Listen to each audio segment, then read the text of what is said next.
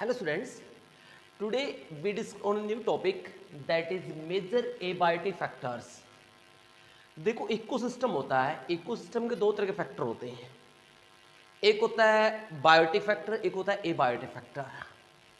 Biotic factor में ecosystem के अंदर हम डिटेल से पढ़ेंगे, जो नेक्स्ट चैप्टर आएगा इकोसिस्टम उसमें बायोटिक फैक्टर के अंदर पढ़ेंगे, लाइक कंज्यूमर, डिकम्पोजर और ये प्रोड्यूसर, इनके बारे में डिटेल से पढ़ेंगे। और दूसरा फैक्टर आता है एबायोटिक फैक्टर। एबायोटिक फैक्टर का मतलब होता है नॉन लिविंग फैक्टर्स। ये इकोसिस्टम के नॉन लिविंग फैक्टर्स होते हैं। और इन नॉन लिविंग फैक्टर में क्या आता है, इसमें आता है टेम्परेचर, लाइट, वाटर, इस तरह के फैक्टर्स आते हैं। इनके बारे में पढ़ते हैं। सबसे पहले हम फर्स्ट देखते हैं टेम्परेचर। टेम्परेचर देखो, टेम्परेचर जो होता है वो एक मेजर एबायोटिक फैक्टर होता है, राइट। सबसे मेन एबायोटिक फैक्टर होता है ये, क्योंकि टेम्परेचर की वजह से ही अर्थ पे लाइफ जो है पॉसिबल है। अगर टेम्परेचर ऑप्टिमम होगा तभी लाइफ जो होती है पॉसिबल होगी। तो टेम्परेचर एक मेन फैक्टर होता है। और जो लाइफ का यानी जो डिस्ट्रीब्यूशन होता है, यानी आप देखोगे ट्रॉपिकल रीजन, यानी जो यानी इक्वेटर लाइन है, इक्वेटर लाइन के राउंड में जो बायोडाइवर्सिटी होती है वो काफ़ी ज़्यादा मिलती है। बट आप देखोगे पोलर रीजन पे, नॉर्थ और साउथ पोल, जहाँ पे टुंड्रा एरिया या पोलर रीजन है, वहाँ पे आपको बायोडाइवर्सिटी होती कम मिलती है, राइट।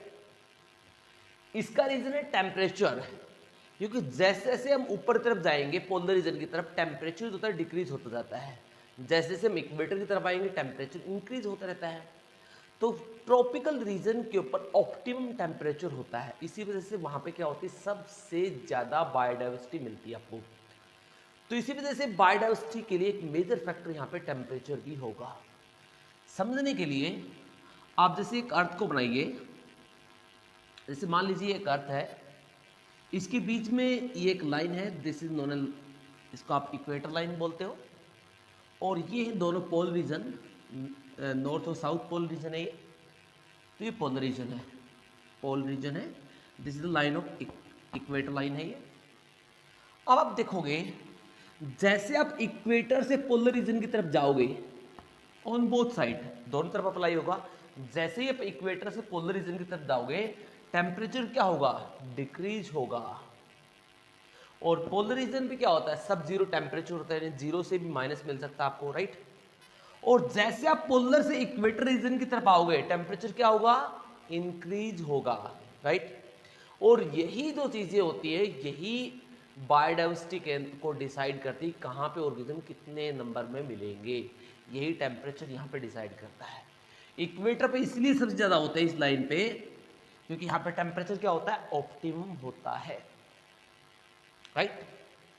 इसी वजह से आप देखते हो like rain forest, like Amazon rain forest या फिर केरला के रेन फॉरेस्ट ले लीजिए, यहाँ पे बायोडाइवर्सिटी क्या मिलती है, काफ़ी ज़्यादा रिच मिलती है।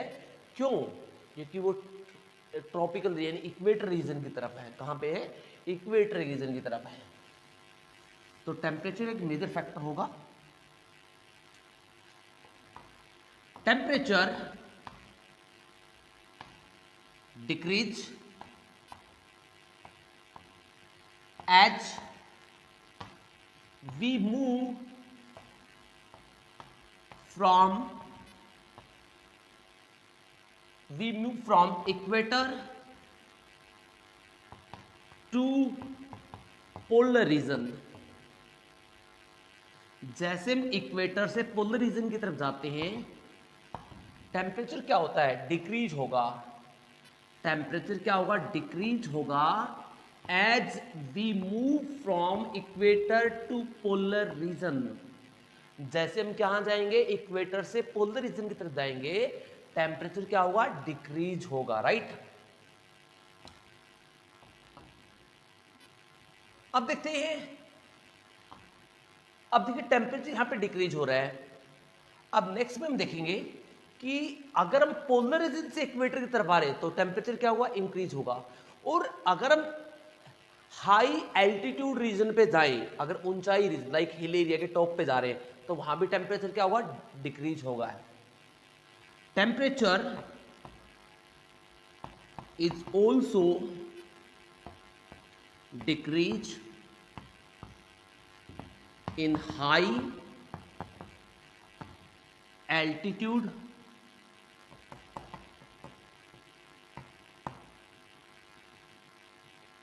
Reason, right. तो एल्टीट्यूड रीजन होता है यानी हिल स्लॉप, यानी हिल के ऊपर तरफ जाएंगे तो आपको क्या मिलेगा, टेम्परेचर और क्या मिलेगा, डिक्रीज होगा ये भी। अब देखते हैं लाइफ कैसे डिसाइड होती है। देखो ऑर्गेनिज्म जनरली दो तरह के होते हैं टेम्परेचर बेस पे, एक होते हैं स्टेनोथर्मल, एक होते हैं यूरियोथर्मल। यूरियोथर्मल एनिमल वो होते हैं जो हाई रेंज ऑफ टेम्परेचर में सर्वाइव कर सकते हैं। ऐसे एनिमल्स जो हाई रेंज ऑफ टेम्परेचर में सर्वाइव कर पाएंगे उन्हें बोलेंगे यूरियोथर्मल एनिमल।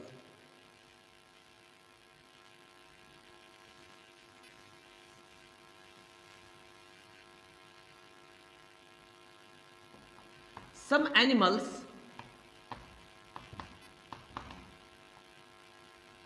tolerate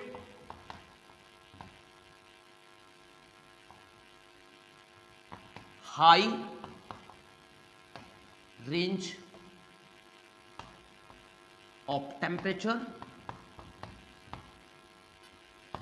काफी सारे ऐसे एनिमल होते हैं जो क्या कर सकते हैं, हाई टेम्परेचर को टॉलरेट कर सकते हैं, यानी high tolerate high range of temperature. ऐसे ऑर्गेनिज्म को क्या कहते हैं, ऐसे ऑर्गेनिज्म को कहते हैं थर्मल, यूरियोथर्मल। ये वो आएगा बीच में, यूरियोथर्मल एनिमल कहते हैं,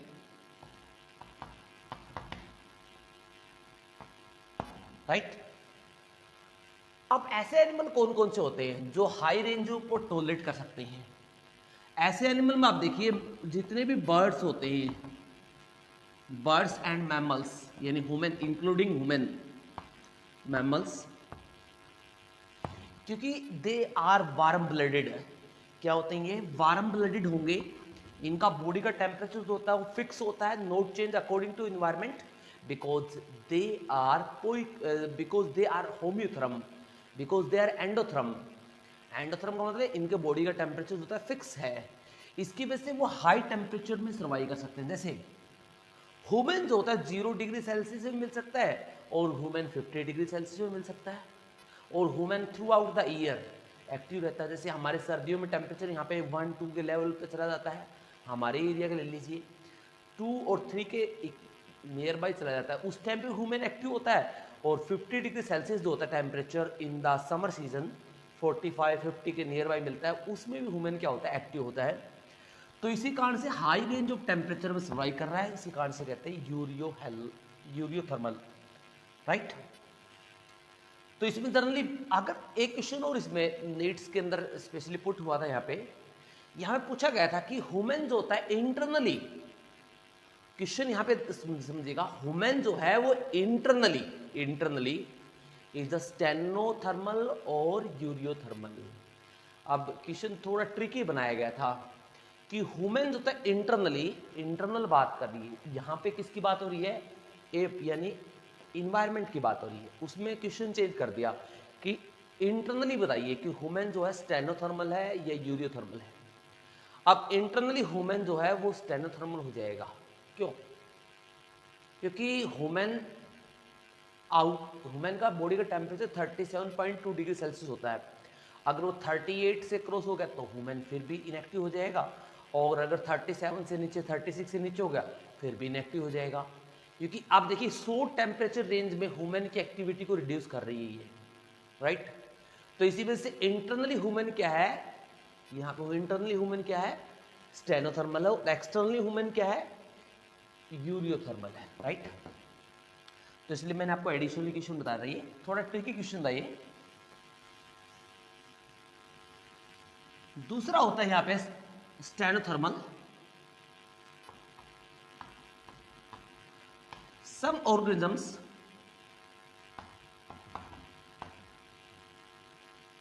active in a short range of temperature। कुछ ऐसे भी ऑर्गेनिज्म होते हैं जो एक्टिव होते हैं शॉर्ट रेंज में, यानी कुछ छोटी रेंज में एक्टिव होंगे ऑफ टेम्परेचर। ऐसे ऑर्गेनिज्म क्या कहते हैं? ऐसे ऑर्गेनिज्म कहते हैं स्टेनोथर्मल। स्टेनोथर्मल क्या बोलेंगे उनको? स्टेनोथर्मल कहते हैं। अब स्टेनोथर्मल में एग्जांपल देखिए, फ्रॉग एग्जांपल ले लीजिए। फ्रॉग जो तो generally from 18 degree Celsius to 30 degree Celsius के बीच में एक्टिव रहता है। बटरफ्लाई को ले लीजिए 18 डिग्री सेल्सियस यानी 18 डिग्री सेल्सियस से लेके 28 डिग्री सेल्सियस तक एक्टिव रहती है। तो ये क्या होता है? शॉर्ट रेंज में एक्टिव रहेंगे। लाइक जितने भी, लाइक मैं बात करूँ यहाँ पे, like amphibians, frog, reptiles, some fishes, etc. Right? ये क्या होते हैं? शॉर्ट रेंज में सर्वाइव करते हैं। अब देखिए, ये जो ऑर्गेनिज्म शॉर्ट रेंज में सर्वाइव करते हैं, इसका मतलब ये तभी सर्वाइव करेंगे जब इनका बॉडी का टेम्परेचर क्या होगा? फेवरेबल होगा। इन्वायरमेंट का टेम्परेचर, क्योंकि इनका बॉडी का टेम्परेचर जो होता है वो इन्वायरमेंट डिसाइड करता है। मान लीजिए इन्वायरमेंट का 25 डिग्री सेल्सियस, इनका बॉडी का भी इतना है 25 डिग्री सेल्सियस है, तो इन्वायरमेंट डिसाइड करेगा इनको, स्टेनोथर्मल को। तो इसी बेस पे ऑर्गेनिज्म में यहाँ पे दो तरह के होंगे। एक होता है यहाँ पे एक्टोथर्मल, एक होता है एंडोथर्मल, यानी एक होता है कोल्ड ब्लडेड, एक होता है warm blooded. Stenothermal are cold blooded animals। Cold blooded क्या बोलते हैं? कोल्ड ब्लडेड कहते हैं हम पोइकिलोथर्म्स। पोइकिलोथर्म या एक्टोथर्म, या इसको एक्सोथर्म भी बोल सकते हो। Ectotherm, right? ये क्या होते हैं? कोल्ड ब्लडेड होते हैं। तो कोल्ड ब्लडेड में क्या होगा? इन्वायरमेंट का जो टेम्परेचर होगा वही इनकी बॉडी का टेम्परेचर होगा।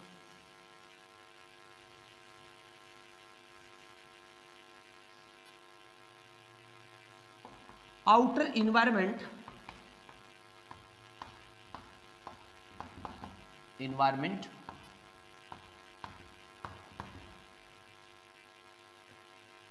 Temperature decide. देखो, आउटर इन्वायरमेंट जो टेम्परेचर होगा और वही कितना होगा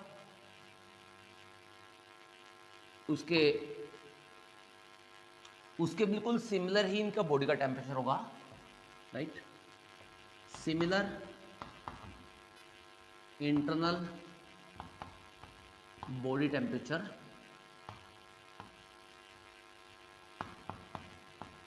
और क्या होगा? सिमिलर बॉडी का टेम्परेचर होगा, राइट? अब देखते हैं टेम्परेचर जो होता है जनरली, नॉट ओनली आप देखते हो कि ट्रॉपिकल रीजन में से बढ़ रहा है और पोलर रीजन पे कम हो जाता है, तो कई जगह ऐसा भी होता है कि लाइक जियोथर्मल एनर्जी में से हॉट स्प्रिंग्स निकलते हैं। लाइक आप एग्जांपल के लिए देखिएगा, आइसलैंड कंट्री है जो आपको इंग्लैंड के जस्ट ऊपर मिलेगा, ग्रीनलैंड डेनमार्क जो पार्ट है वहाँ पे आपको मिलेगा ये देखने को। आइसलैंड छोटा कंट्री है, वहाँ पे जियोथर्मल एनर्जी रिच है। जियोथर्मल एनर्जी का मतलब होता है ग्राउंड वाटर होता है बॉयल होकर ऊपर निकलता है, यानी जो अर्थ के क्रस्ट हो काफ़ी पतली है, नीचे वाला कोर आपको पता है अर्थ का मेल्ट है, तकरीबन 600 डिग्री सेल्सियस टेम्परेचर उसका, और उसकी वजह से ग्राउंड वाटर जो होता है वो क्या हो जाता है, जहाँ पतली होती है क्रस्ट वहाँ पे क्या होता है बॉयल होना स्टार्ट होता है, और वो हॉट स्प्रिंग के फॉर्म में जहाँ पे 90 to 100 डिग्री सेल्सियस टेम्परेचर पहुँच जाता है और वो ऊपर आ जाता है हॉट स्प्रिंग, तो वहाँ का टेम्परेचर भी थोड़ा हाई होता है। पोलर रीजन हैज सब जीरो टेम्परेचर, यानी इससे भी कम मिलेगा आपको, and tropical region, tropical desert, especially desert has 50 degree Celsius temperature average. तो ट्रॉपिकल डेजर्ट में कितना पहुंच जाता है? 50 डिग्री सेल्सियस पहुंच जाता है। एंड इसके अलावा लाइक हॉट स्प्रिंग्स,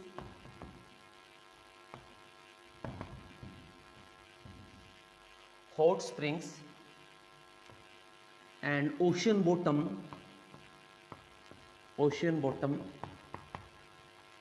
springs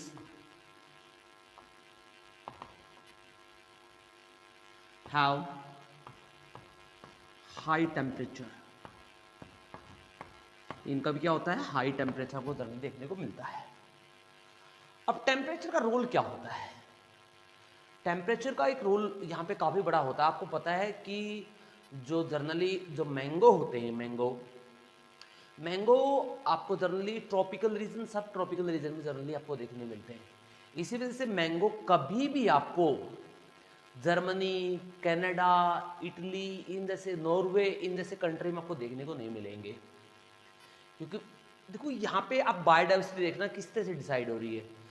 हमें मैंने जस्ट एग्जांपल दे कि मैंगो आपको कभी कनाडा में नहीं मिलेगा, कभी जर्मनी में मैंगो नहीं मिलेगा नेचुरल कंडीशन में, राइट? क्यों? क्योंकि वो टेम्परेट एरिया में होता ही नहीं है।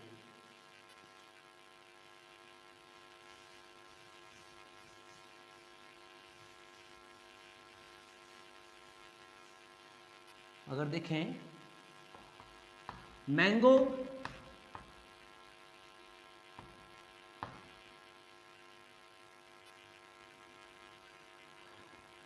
जो होता है ये ग्रो नहीं होता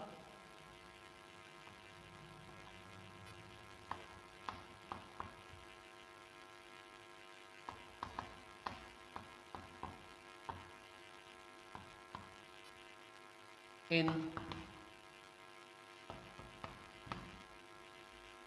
temperate region.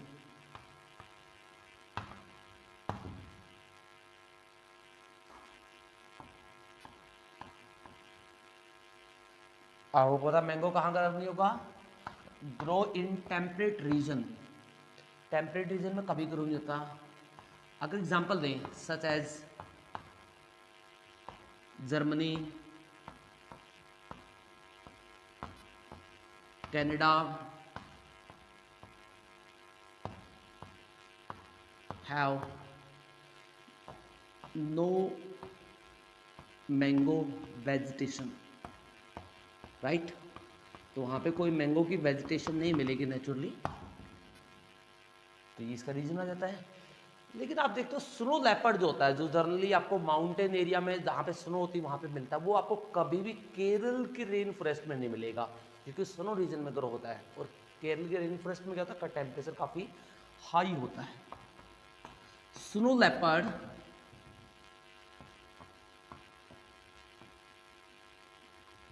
never found in tropical area such as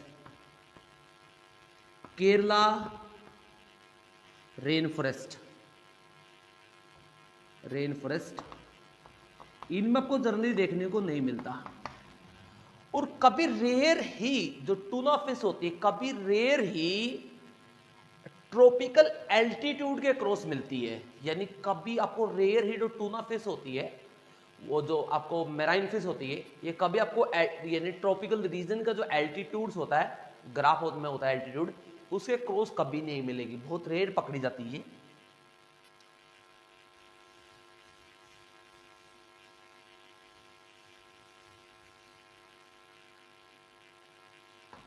tuna fish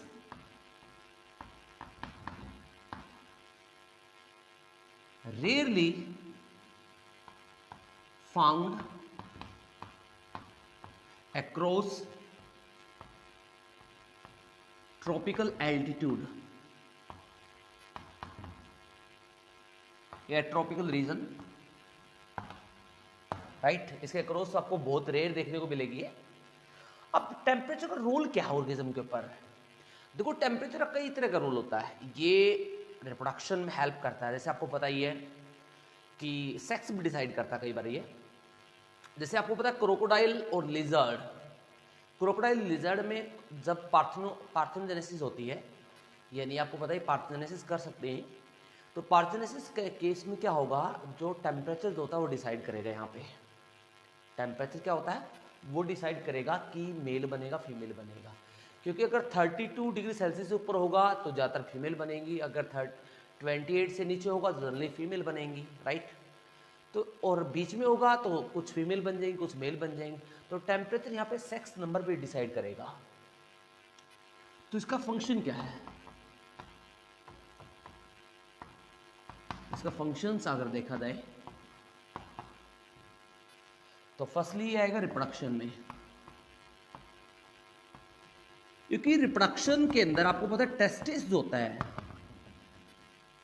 जो एक्टिवेशन होती है, क्योंकि आपको पता है सीजनल ब्रीडर आपने पढ़े हुए हैं। सीजनल ब्रीडर में क्या होता है, जो एक पर्टिकुलर सीजन में रिप्रोडक्शन करते हैं। और सीजनल ब्रीडर में क्या होगा, जो टेम्परेचर जब ऑप्टिमम होगा तभी उनके अंदर स्पर्मेटोजेनेसिस स्टार्ट होगी, तभी उनके जो टेस्टिस होते हैं एक्टिव होंगे। क्योंकि सीजनल ब्रीडर में ऐसा होता है, लेकिन ह्यूमन जो होता है वो कंटिन्यूस ब्रीडर है, ह्यूमन में ऐसा देखने को नहीं मिलेगा। But seasonal breeder like dog, like lizard, इनके अंदर आपको ऐसा देखने को मिलता है। Activation of testis function in seasonal breeder, in seasonal breeder किसके ऊपर डिपेंड करते हैं, depend upon temperature, upon temperature, right. अब देखते हैं सेक्स रेशियो। जैसे मैंने अभी एग्जांपल आपको दिया था, पार्थेनोजेनेसिस में क्या होता है, मेल और फीमेल के नंबर होते हैं वो टेम्परेचर डिसाइड करता है। इन पार्थेनोजेनेसिस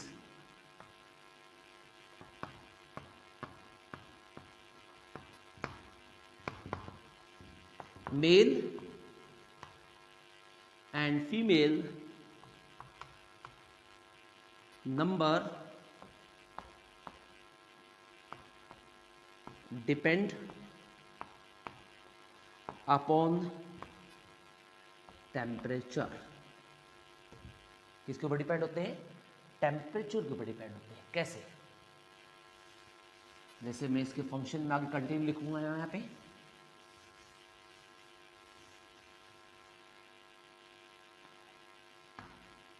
इसी के अंदर कंटिन्यू करेंगे हम सेक्स रेशियो के अंदर ही। जैसे क्रोकोडाइल, लिजार्ड,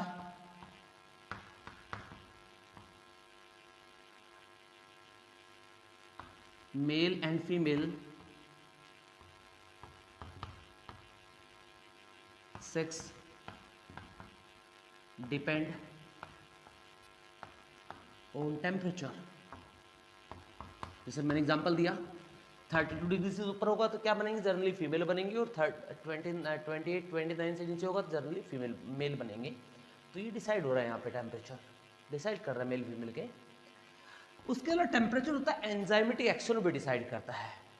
जैसे ह्यूमन होता है, ह्यूमन में आपको पता है जब हमें फीवर होता है, फीवर में टेम्परेचर हमारा हाई हो जाता है तो हमारी बॉडी फंक्शन करना क्यों स्टॉप कर देती है, या बॉडी जो होती है वो काफ़ी ज़्यादा फंक्शनलेस क्यों हो जाती है। इसका रीज़न क्या होता है, उसका रीज़न ये होता है क्योंकि जो एंजाइम्स होते हैं वो फंक्शन करना कम कर देते हैं, कोई पर्टिकुलर फंक्शन वो नहीं करेंगे, क्योंकि एंजाइम जो होते हैं वो स्टेनोथर्मल होते हैं हमारी बॉडी में, क्योंकि वो पर्टिकुलर रेंज में ही काम करते हैं।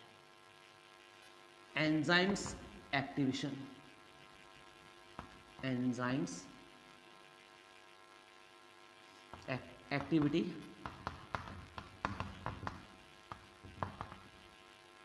एंजाइम